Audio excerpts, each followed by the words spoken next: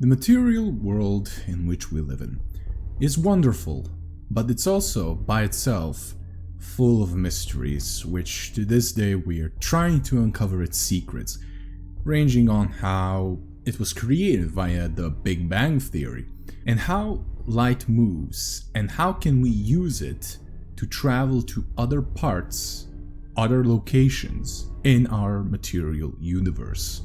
However, even since ancient times, we humans throughout multiple and different periods and different cultures have been obsessed by a theory that there is a separate, parallel world that mirrors our own. We, throughout our history, called it from ranging names, the realm of gods to the parallel universe theory. In this obsession, we also got one of the most important plot points in modern science fiction: the warp. Now, my young little Padawans, you might be asking yourselves, what is the warp?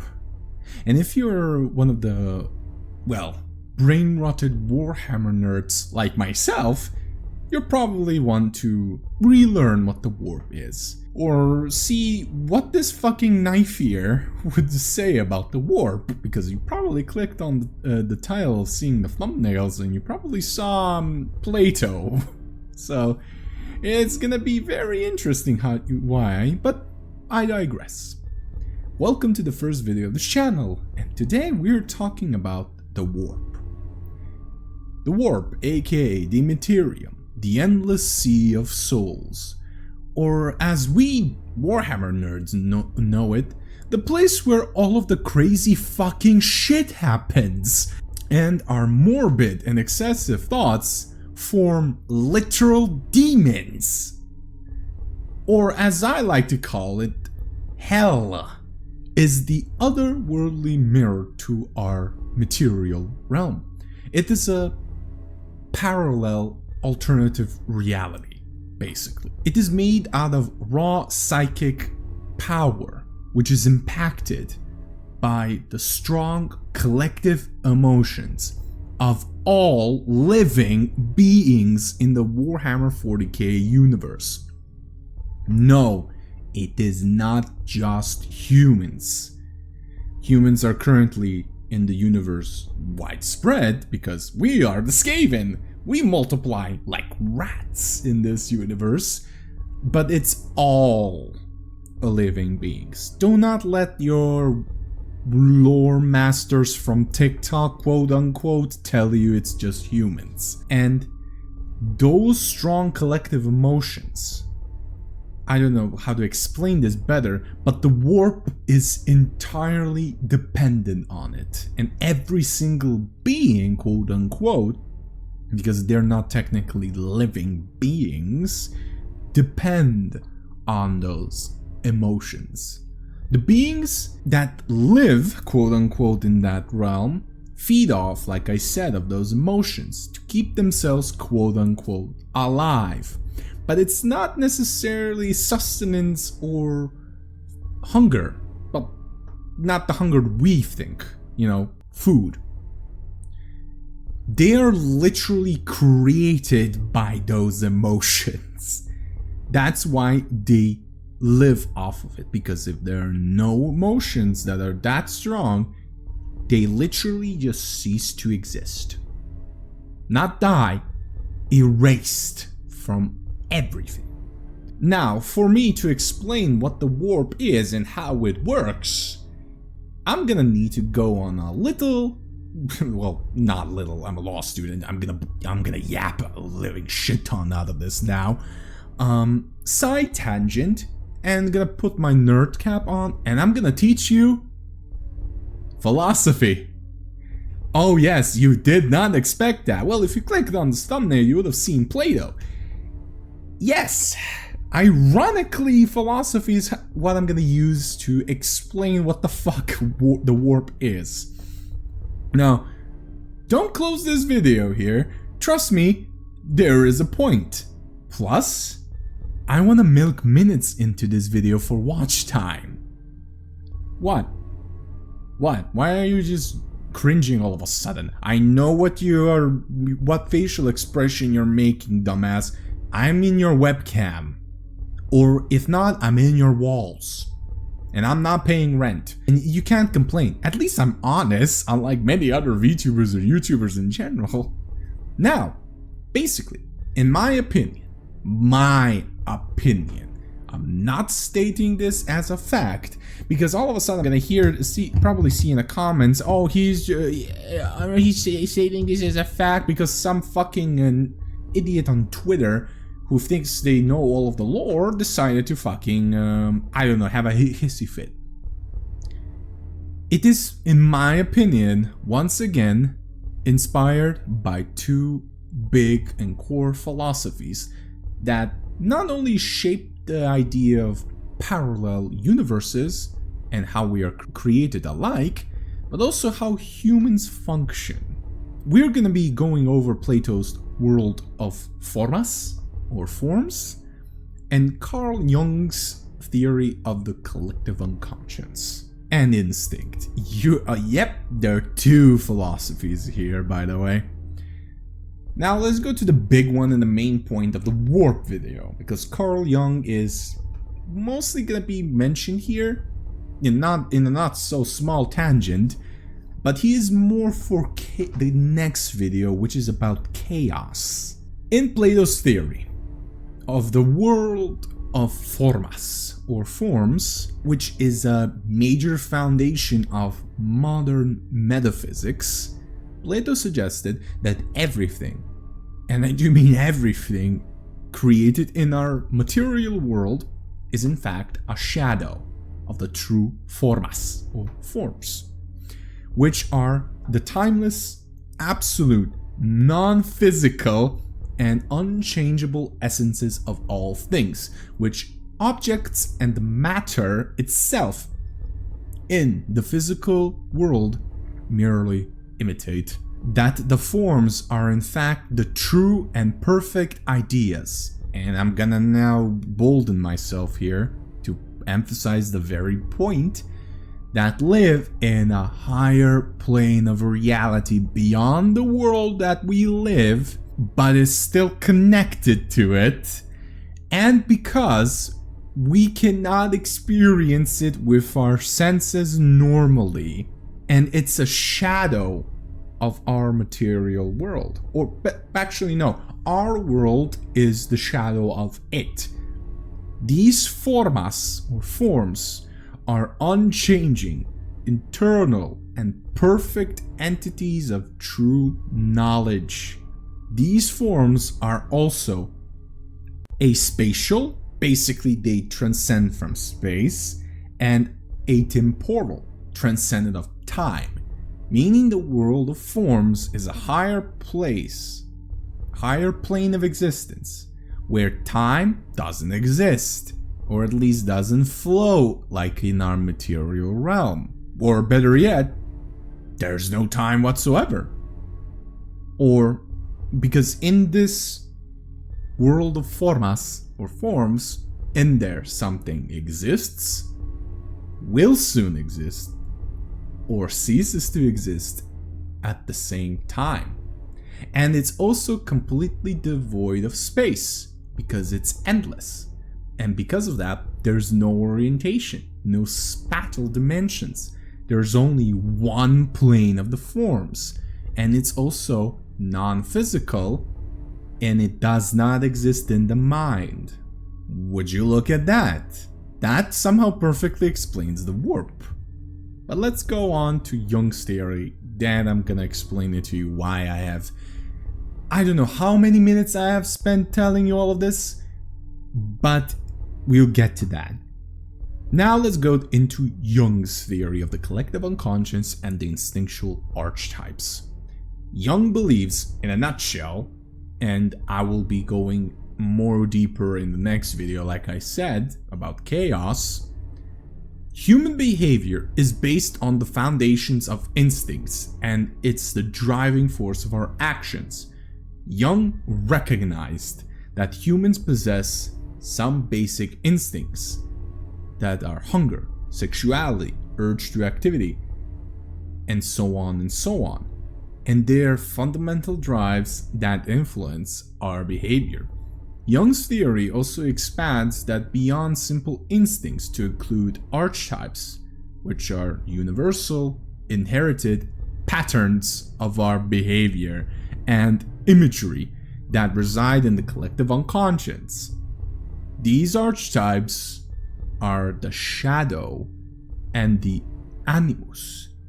But they're not just instincts, they're actually symbolic representations that shape our understanding of the world and ourselves. Now you're gonna be asking me Dex, why the actual fuck did you go philosophical on me in front of my Warhammer video? Well, simple. I already nudged it when I was explaining Plato's theory, but let's get on to it. The warp is very much parallel, not 100%, of the world of formas in Plato's theory. It is a parallel world, completely connected to our realm, and also it influences every single living being inhabited in our material realm, like the world of formas. Because our souls went to the world of formas, learned everything, go there, and everything we made, we just imitate, or it was influenced by the formas, the ideas. Also, in the world of formas, the formas are beings that inhabited in it. Normal people cannot experience it via our senses normally. However, there's an exception to this: psychic individuals in the Warhammer universe, because they have extra senses. But also, in Plato's world of formas, the soul, after it dies, goes there. Same as in Warhammer universe. The soul goes into the warp, because it's the Sea of Souls. Also, there's also a very much important thing. The world of formas is aspatial, but also atemporal. Remember what I said? In the world of formas, just like the warp, time does not exist, or it flows wherever the fuck it wants. The warp in Warhammer universe basically laughs at time and gravity and space and everything. Newton, if he went to the warp, he would have a fucking aneurysm if he ever witnesses it. If he manages to stay sane, because the warp is a literal hellscape. And here comes the main differences. One, like I said, Plato's world is basically a paradise, and the soul eventually reincarnates and is untouched. The warp is the opposite. There are 4 major gods and a couple of smaller entities who are entirely messed up, and in the warp they will literally, Slash will literally fiddle with your spiritual arsehole before eating your very own soul, and you're gonna feel it. It's gonna be the most painful fucking experience of your very short undeath life. The other difference is that Plato's world is basically untouched by our realm. Our material realm, our physical realm, entirely does not touch it. It does not influence it whatsoever, and in actuality, it's the exact opposite. The world of the formas influence our world.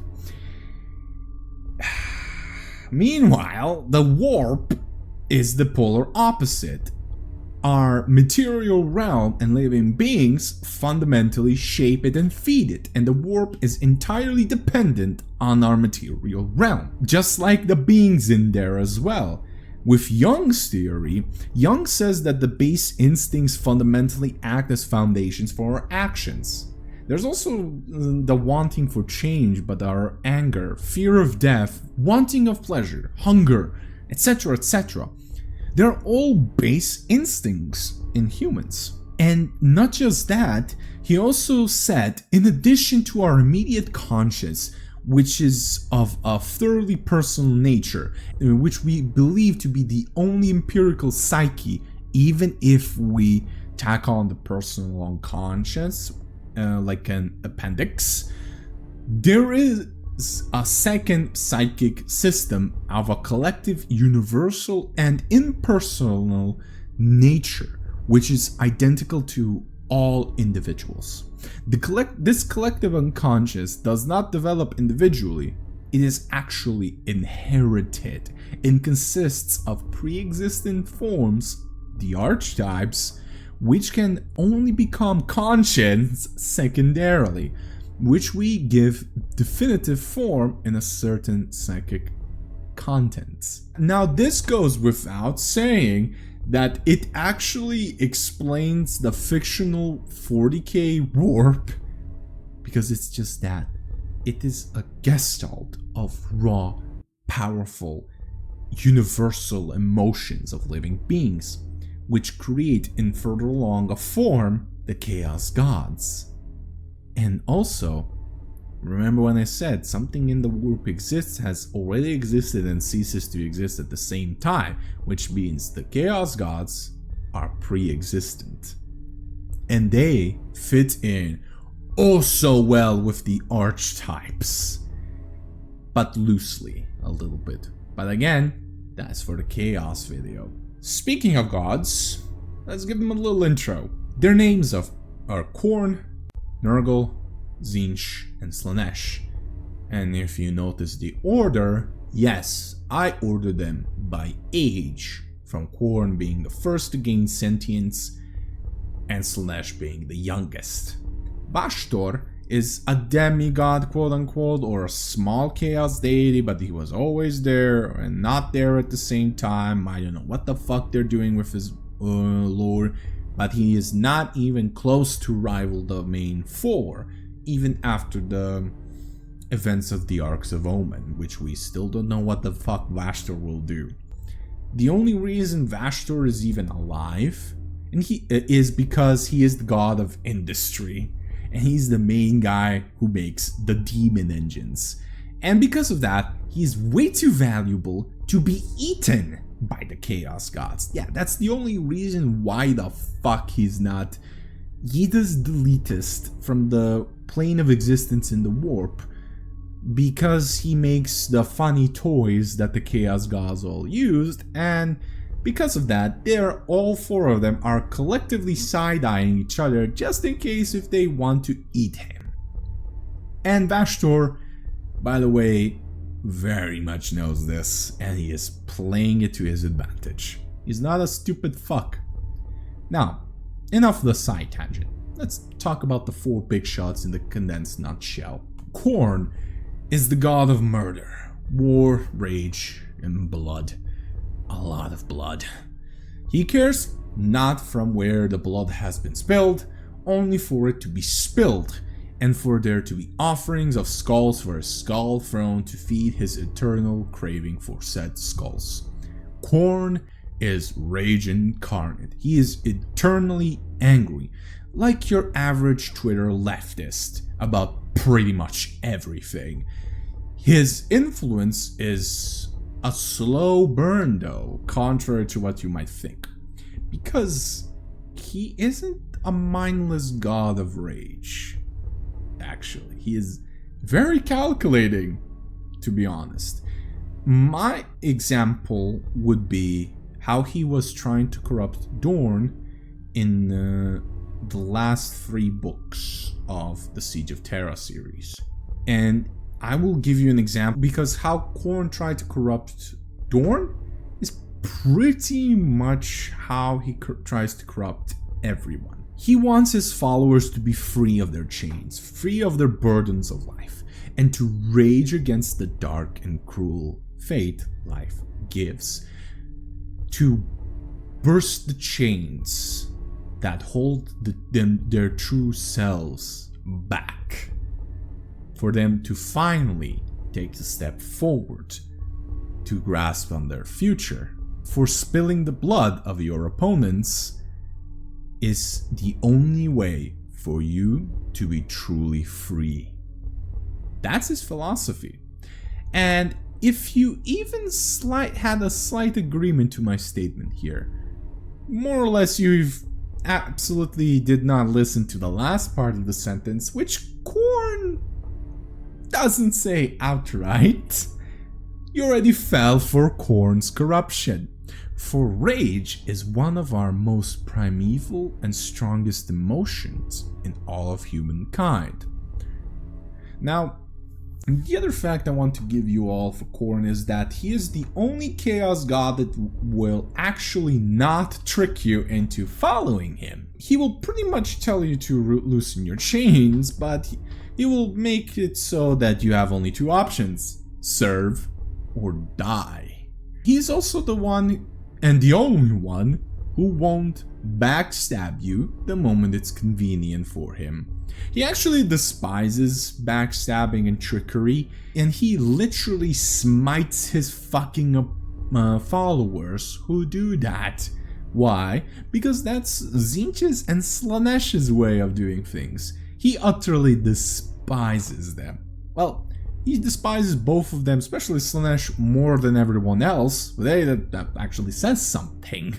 And it feeds them. So why would his followers would feed his literal biggest enemies?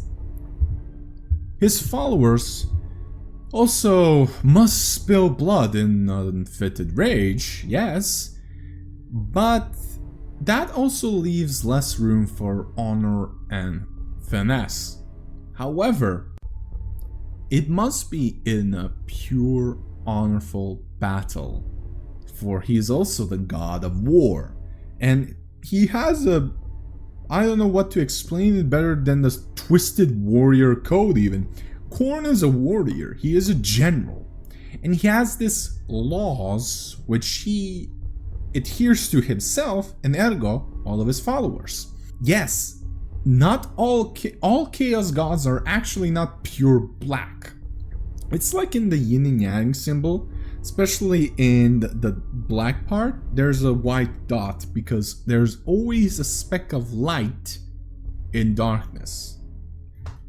However, like I said, he won't stab you in the back when you run out of your usefulness. However, he will stab you in the front, in the face, multiple fucking times, till all of your skin is gone from your face and your head, and then it's a perfect skull to decorate his throne. Oh yeah, also I want to finish off with this. He's a dog lover. He loves his hounds, very much so. He even has his own personal good boy called Karnak. But he's only a good boy to him. To the rest, well, this three-headed fucking monster will maul you worse than an uncared for and untrained pit bull does to a toddler. Now, the next up is Nurgle, the god of pestilence, decay, rot, and death, to name but a few, because every chaos god has a multiple fucking thousands of titles. He is affectionately named also the grandfather, which is kind of a fucking, I don't know, debate, because he's the second oldest, but his followers do not know, and they don't care. Speaking of that, those followers, who happen to be basically plague-ridden and bloated fucking walking corpses, do not care about that. Ironically though, even though Korn is not the one who won't backstab his followers, Nurgle is the only one who truly cares for them. Because here's the thing, Korn won't stab you in the back like I said, but he utterly does not give a shit about you. There's only one person in the whole fucking series of Warhammer that includes Age of Sigmar, 40k, Old Fantasy, yada yada yada. It was Valkia. And she was his wife. Sorta. But here's the thing, Nurgle's care for his followers is not the caring way you think. It's actually quite morbid. You see, unlike what most lore channels will tell you, especially on TikTok, Nurgle basically does not actually sorta give a shit about you. He just gaslights you into following him. And before he gets you to follow him, he entirely rigged the fucking game so that you had no choice but to follow him. I'll give a example in his own video soon down the pipeline, but I'll give you this most known example. I'm gonna explain to you all how Mortarion, Primarch of the Death Guard Legion, fell to Nurgle. Basically, Nurgle has set him up all along from the very fucking beginning, and he was slowly corrupting him. However, Morty, being Morty, is one stubborn little man-child, and he wouldn't take the hint. So, instead of directly corrupting Mortarion, he corrupted his first captain, Typhon, to basically rig the whole game for him. How did they do that?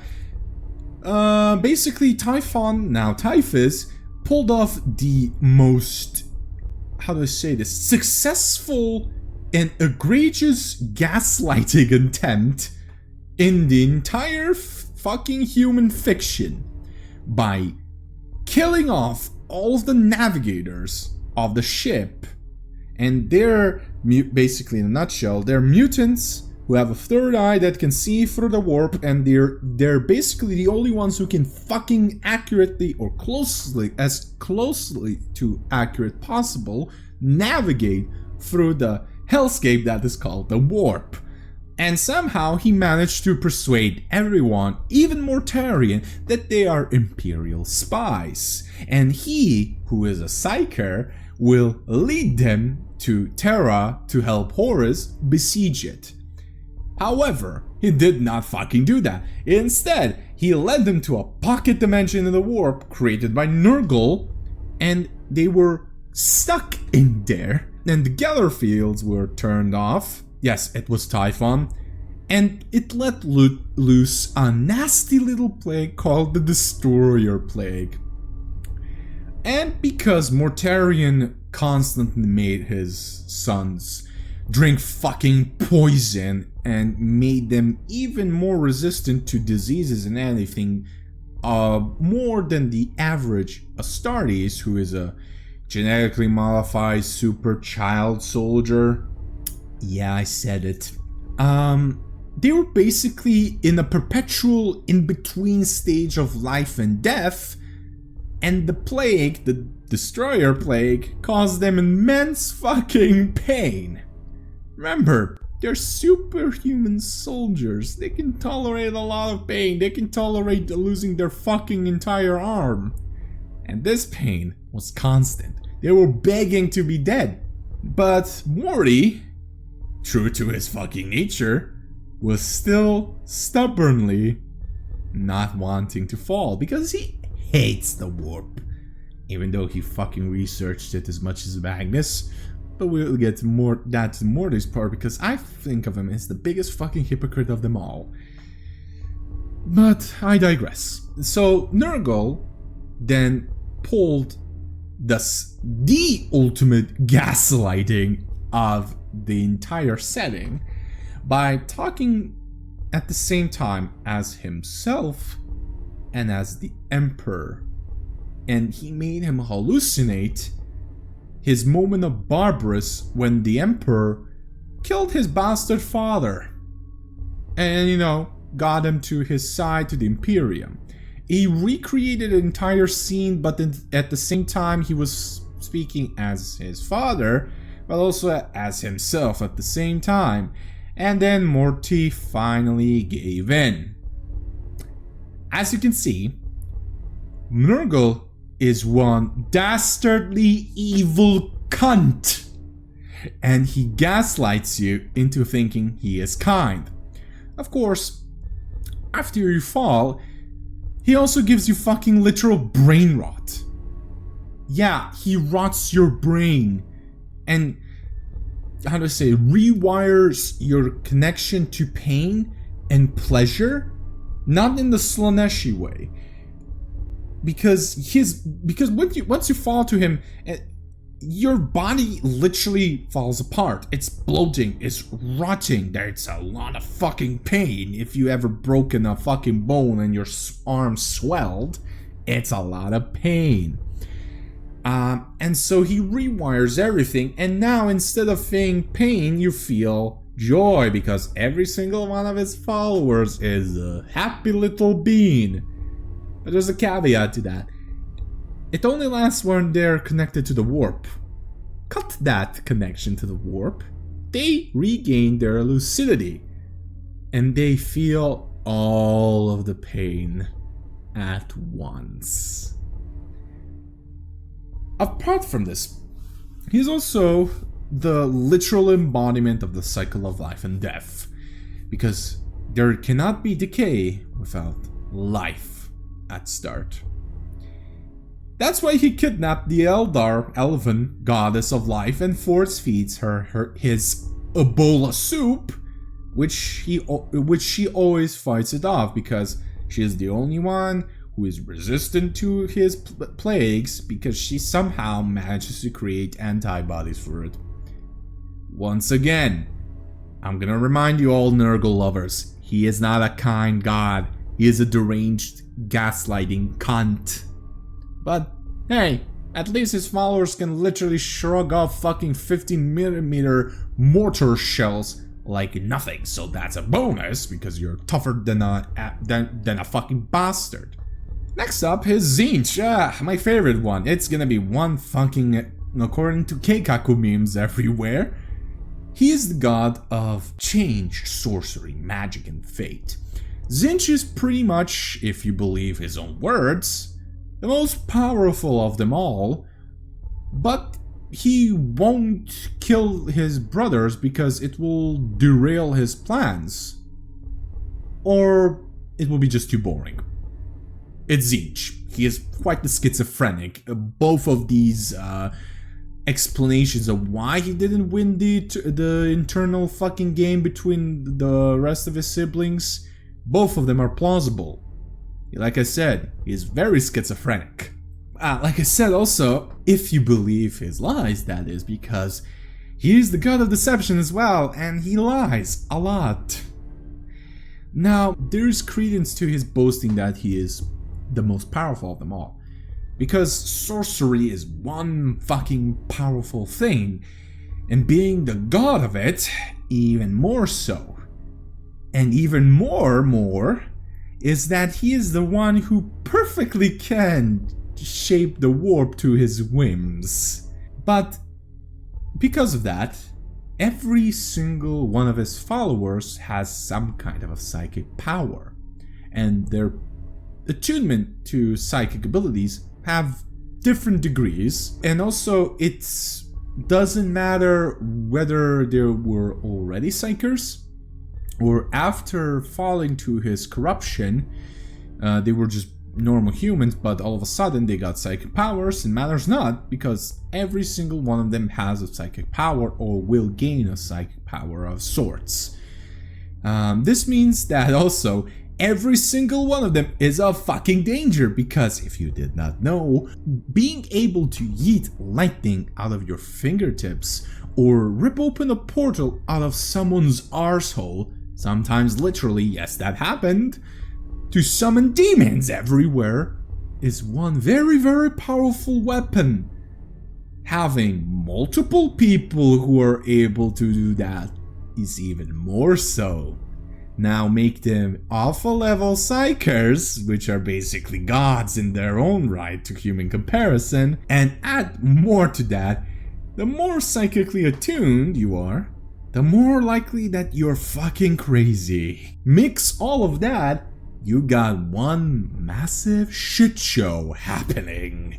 Now this doesn't come without cost, by the way, because you see, psychic powers are one big Russian roulette. Instead of a bullet, you have a risk of mutating into a giant fucking ball of mutation of a beast who is constantly suffering. You're very much aware what's happening and you're internally in pain.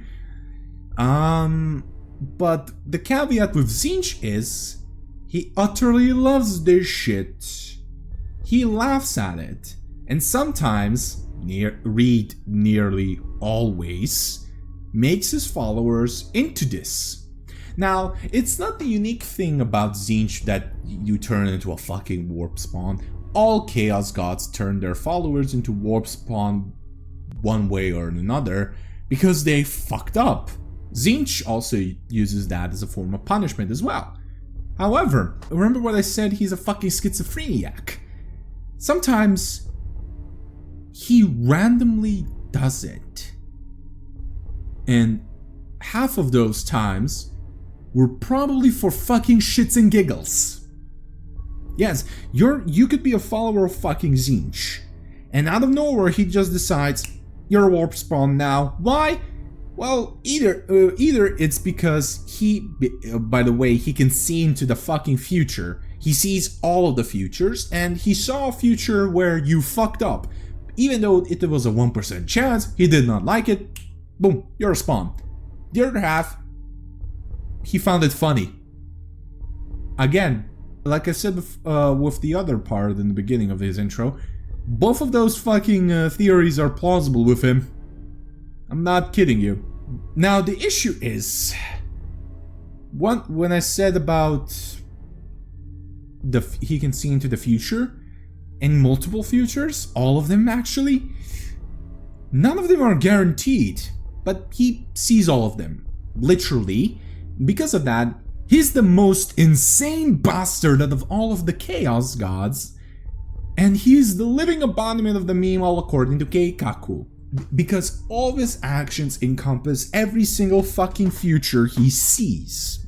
Okay, so he literally would support the follower, then fuck him up by telling Korn, hey, this guy is fucking you over, but then he backstabs Korn all of a sudden, and then yada yada yada, it failed, but he actually did not fail because he fucked over Korn, and then all according to Keikaku. Yes, he is literally the meme of that. I did tell you that I'm gonna give you an example of it. However, if it did not make sense, and trust me, it did not make sense to you, that's because it's Tzeentch. It doesn't make sense, but to him it makes sense. Also, he's most likely to backstab you out of all of the Chaos Gods, because deceit is the name of his game. And again, he finds it funny. And why does he do it? Apart from it being funny. For change. For the sake of change. Everything Tzeentch does is for change, regardless if the change is meaningful or not, even if that change is even detrimental to him, because he does not care. He wins by default because a change happened. Now here's the lighter side of him. Change doesn't have to be bad. Sometimes it's good, and he wins, even if you benefit from it.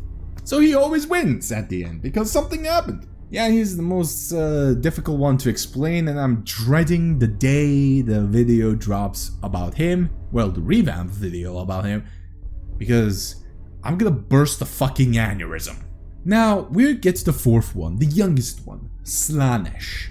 Slaanesh, the Prince of Pleasure, she who thirsts, the Chaos God of excess pleasure and hedonism. Now, if you're a keen listener, you might noticed I said two genders for one person, quote unquote. Why, you might ask? Because Slaanesh changes their gender on a whim. Technically all Chaos Gods are agender, but they take a fucking form. Slaanesh changes forms on a whim. Well, not technically a whim, the one that suits you, who they are trying to fucking corrupt, like more. But most people, most authors, and even GW themselves use she for Slaanesh, even though, like I said, they're androgynous or hermaphroditic. I don't care. I take the viewpoint of Slaanesh is she, feminine, because I like the viewpoint. I also like it because it sets Slaanesh apart. 3 brothers, 1 sister. kind of makes sense. Plus, the the god of excess and pleasure and hedonism, it kind of fits more, I don't know, it very much slips, it rolls on the tongue if the god is feminine, in my opinion. Now, Slaanesh, to put it briefly, since this isn't a video about them, nor about chaos, and I do want to save content for future videos, so deal with it, is very mischaracterized as the one sibling that is all about sex, drugs, and rock and roll. No, it's not that. It's not about orgies. Well, there are orgies, but it's not about orgies. It's about excess. Hedonism is very much connected to sexual pleasures, but hedonism, it's not just that, it's the excessive acts. Eating too much food, gluttony, is also excessive and feeds Slaanesh. Excessive greed feeds Slaanesh. But also, gluttony can be not just food, you just want more stuff. You just want more and more and more in an excessive amount. Hell, being excessively lazy feeds Slaanesh as well. So a lot of Vtubers probably fucking feed Slaanesh. All at the end of the day, it's something of a obsessive. It's obsession.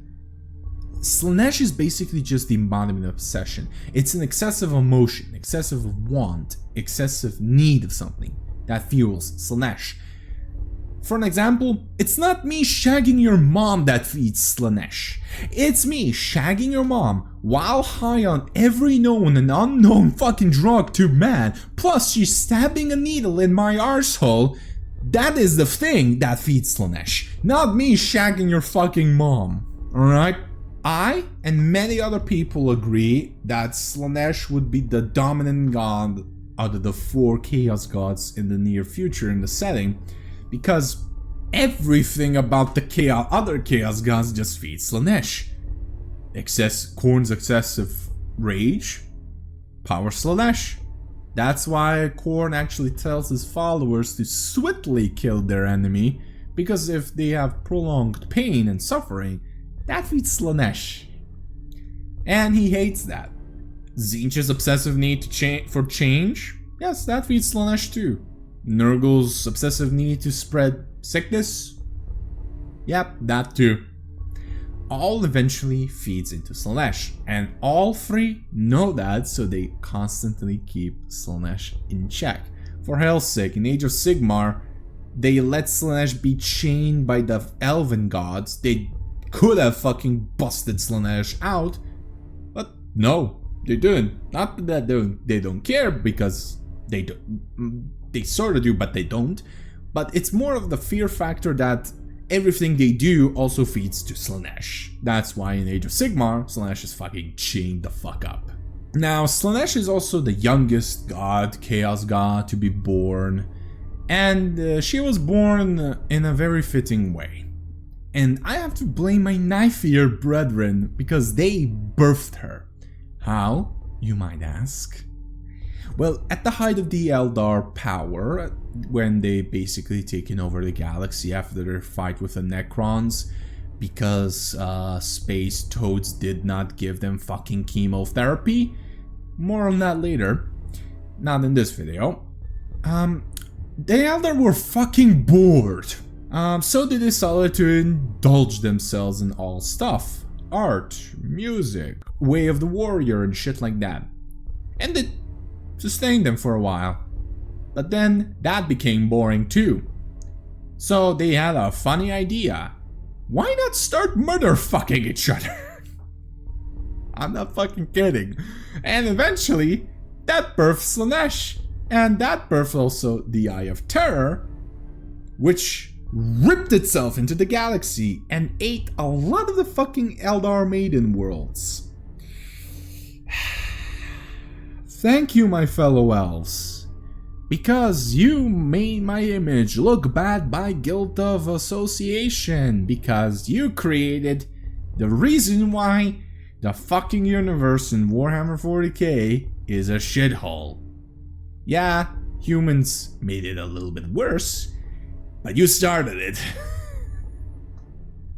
Now, that was a little primer to all 4 Chaos Gods. And now, after all of this, you might be wondering, Vex, why the fuck are every single living beings, how do I say this, using the warp? It's the literal hellhole, and there are gods that want to suck their souls through their rectum. So, why? Because it's unavoidable. And why is the warp unavoidable? Simple. Apart from it literally having a symbiotic relationship to the material realm, most living beings need it. Most. The Tau don't. But here's the reason why. Apart from the literal fucking place where fucking souls go and are formed in the warp, yes, souls are also formed in that hellhole. The only way to achieve faster than light travel in the Warhammer universe is by ripping a fucking portal into that hellhole and ripping a portal out of that hellhole. Now, faster than light travel in the Warhammer setting is gonna get its own video, and the Tau do not use that. They basically just skim like short bursts. But basically, ships in the Warhammer setting are like a bottle in the sea, which are riding the tides, which is the warp, to reach its destination. And hopefully, the people in that bottle, in that ship, their rectums will not get tickled if their gallery field holds out, which is basically a void shield that's just preventing them from being utterly arse-fucked by the fucking demons that want to arse-fuck them in the ship by making a pocket dimension so that the warp literally does not seep into the ship. Sadly, in the 40k universe, like I now mentioned, the warp is just as essential as it's dangerous, and sadly, everyone is connected to it. Yes, even the Tau. The only way for the warp to return to its former form, being a peaceful tide of souls, because spoiler alert, it wasn't like that in the beginning, is to erase all life in the material plane. And no one will agree to that, lol. Now, that'll be it for this video. Thank you all for sticking by if you're still subscribed to this channel. It's been like fucking 5 years. I've lost a lot of passion to make this video because a lot of the people, read Twitter, in the community were being utter assholes, and I just did not want to associate with them anymore. But I'm back now to it. So yeah, thank you all for sticking by. If you're new here, please do like and subscribe to this video and follow me on the other channels, which will be in the description. And I'll see you all next time. Stay safe, everybody, and it's good to be back.